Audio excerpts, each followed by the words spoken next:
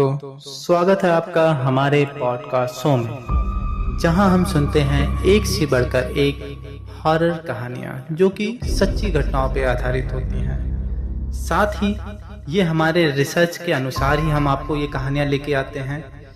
और आज जो हम कहानी सुनाने वाले हैं वो एक झुम्पा नाम की लड़की की है। लेकिन उससे पहले कुछ बंगाल के काला जादू के बारे में जान लेते हैं। इस काले जादू में क्या क्या होता है, जैसे कि आप लोग जानते होंगे कि इन काला जादू में लोगों की जानें भी चली जाती हैं। साथ ही साथ इसमें लोगों का वशीकरण किया जाता है, लोगों का मोह भंग भी किया जाता है किसी दूसरे व्यक्ति के प्रति। और इनमें इन चीज़ों का यूज होता है, जैसे आपके बाल, आपके कटे हुए नाखून, आपके कपड़े या आपसे संबंधित कोई भी चीज़ें जो आपसे जुड़ी हों, इन काला जादू में इनका प्रयोग होता है।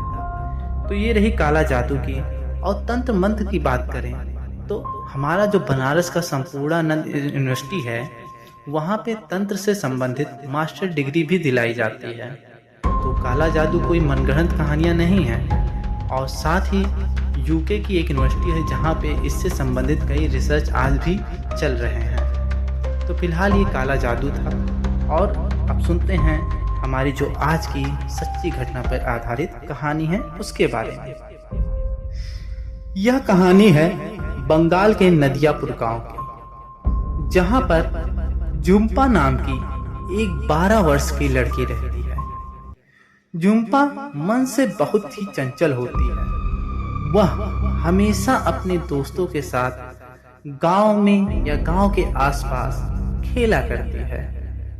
लेकिन एक समय की बात है, जब वह अपने गांव में खेल रही होती है तो बच्चे एक दूसरे से लुका छिपी का खेल खेल रहे होते हैं। ऐसे में झुम्पा एक झाड़ी के पीछे जाकर छुप जाती है।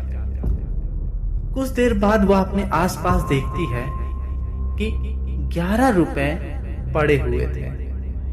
उसने उन पैसों को ध्यान से देखा। उन पैसों पे कुछ भी नहीं लगा था, बस वो यूं ही पड़े थे वहां पर। तो उसने उन पैसों को उठा लिया और कुछ देर बाद जब खेल खत्म हो गया तो वह एक मिठाई की दुकान के पास गई और उन पैसों से मिठाइयाँ ली और खा लेती है।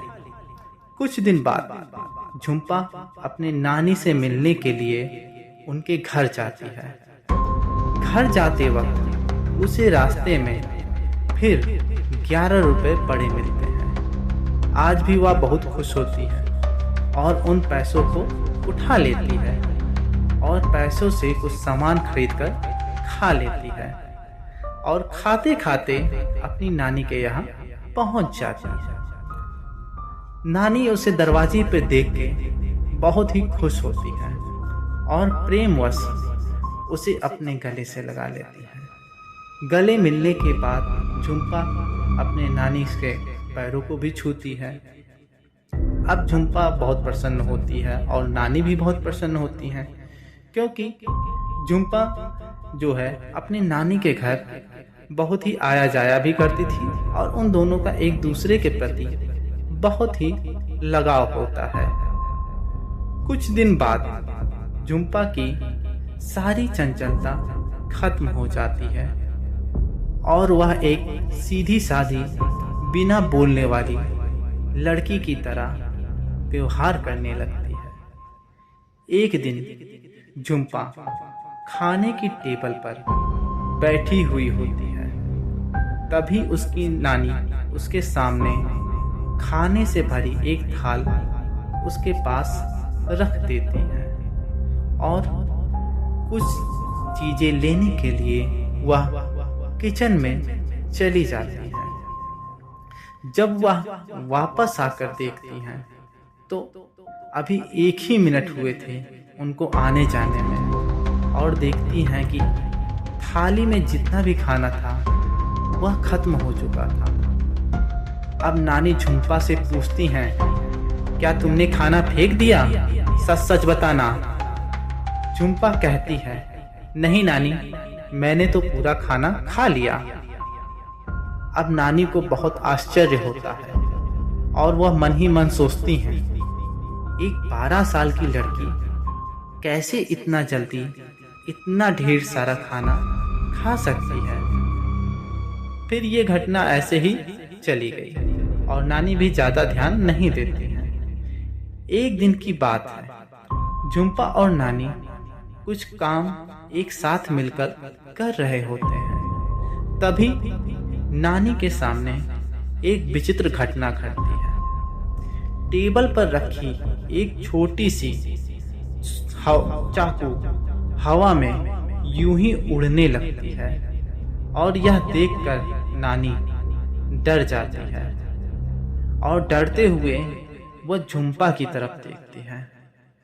वह देखती है कि झुम्पा की आंखें लाल हो चुकी हैं और उसने क्रोध के मारे अपने हाथों के पंजे को एक मुट्ठी बना लिया होता है और अपने दांतों को तेजी से पीस रही होती है, जिसके कारण एक अजीब सी कटर कटर की आवाज आ रही होती है।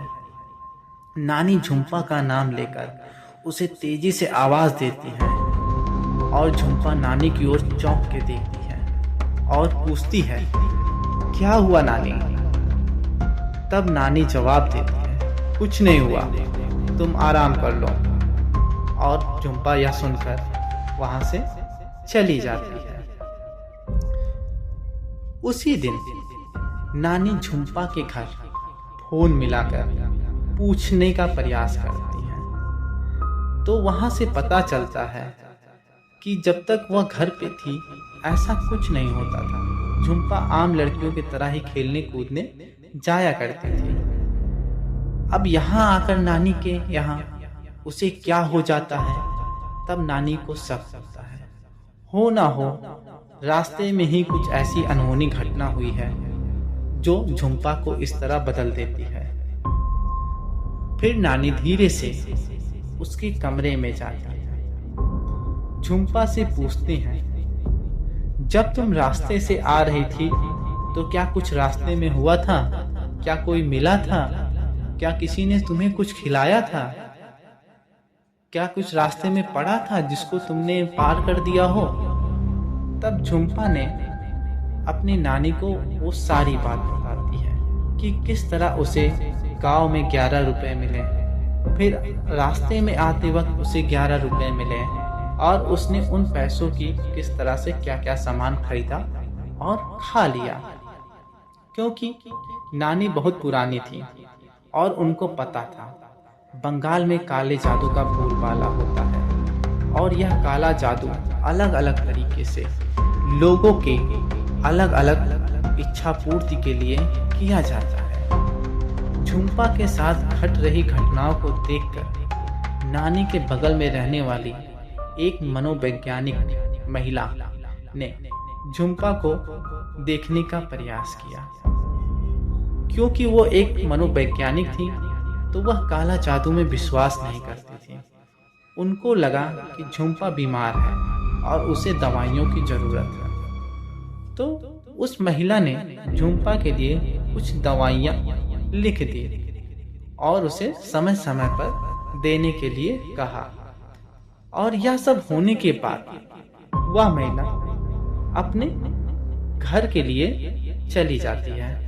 उस महिला का घर नानी के घर से जस्ट थोड़ी दूर, यूँ समझें 50 मीटर के आसपास उनका घर रहा होगा। तो वह जब तक पहुंच रही होती अपने घर, तब उन्होंने अपने दहलीज पे पहुंच के अपने घर के जो दरवाजा था उसका ताला खोला और वह सामने देखकर चौंक जाती है। सामने झुम्पा एक आरामदायक कुर्सी पे बैठी हुई होती है और वो क्रोध से उसकी आंखें लाल हैं। उसके बाल हवा में लहरा रहे होते हैं, उसकी आंखों से अंगार बरस रहे होते हैं और एक अजीब सी गुर्राहट भरी आवाज कर रही होती है। वह महिला थोड़ा सकपका जाती है और सोचती है, मैंने तो दरवाजा बंद करके रखा था, आसपास कोई खिड़कियां भी नहीं खुली हैं, तो यह लड़की यहाँ कैसे आ जाती है? महिला ने हिम्मत जुटाते हुए झुम्पा से पूछा, तुम यहाँ कैसे आ गई? अभी तो तुम नानी के घर थी। तभी झुम्पा ने अचानक एक भयानक आवाज में कहती है, तुम झुम्पा से दूर रहो, झुम्पा मेरी है, मैं इसे ले जाकर ही रहूंगी। आइंदा अगर तुम उस घर में दिखी तो मैं तुम्हारी जान ले लूंगी। ऐसा कहते हुए झुम्पा हवा में उड़ती है और दीवारों को पार करते हुए गायब हो जाती है। यह देख वह महिला वहीं बेहोश हो जाती है। इसके बाद से वह महिला झुम्पा से मिलने कभी भी उसके घर नहीं जाती है। इधर नानी को शक हो गया था कि झुम्पा का जीवन खतरे में है। अगर उसने जल्द से जल्द कुछ ना किया तो हो सकता है वह अपनी पोती से हाथ धो बैठे। वह झुम्पा को एक तांत्रिक के यहाँ ले जाती है और उसे ठीक करने के लिए उनसे आग्रह करती है। जब तांत्रिक ने झुम्पा को देखा तो उसने कहा, यह एक खतरनाक डायन का काम है और वह इस बच्ची को, आत्मा को अपने साथ जरूर ले जाएगी। ऐसा सुनते ही नानी और डर जाती है और तांत्रिक के सामने गिड़गिड़ाने लगती है और उनसे ढेरों मिन्नतें करती है कि उसकी पोती को बचा लें।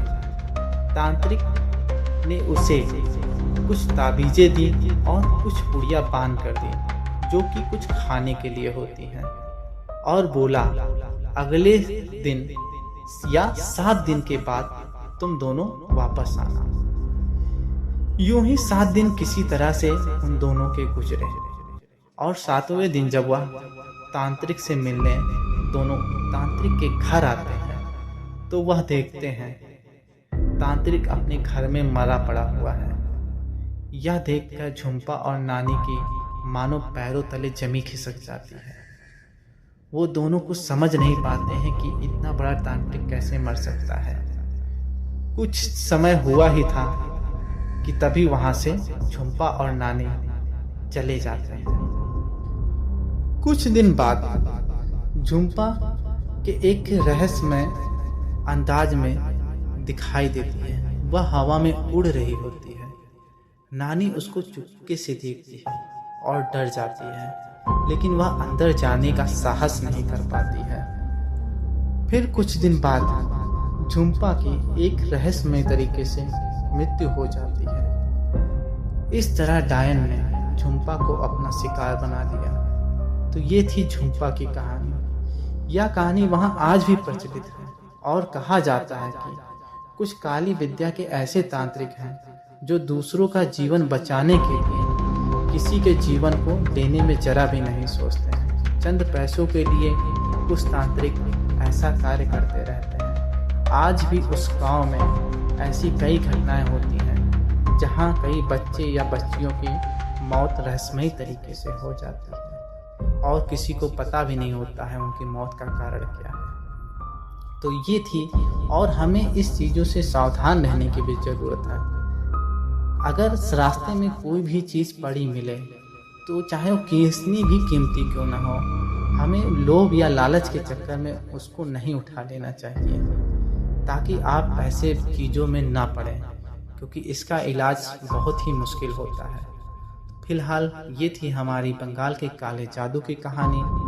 और आपको कहानी कैसी लगी? कहानी अच्छी लगी हो तो हमें ज़रूर बताएं। कृपया लाइक करें, सब्सक्राइब करें, चैनल को प्रमोट ज़रूर करें, शेयर करें अपने दोस्तों के साथ ताकि हमारा मनोबल बढ़े और हम आपके लिए एक से बढ़कर एक और रोचक कहानियाँ लेकर आएँ, क्योंकि आपके सपोर्ट के बिना ये संभव नहीं है। तब तक के लिए मिलते हैं किसी नेक्स्ट कहानी में। तब तक के लिए बाय बाय।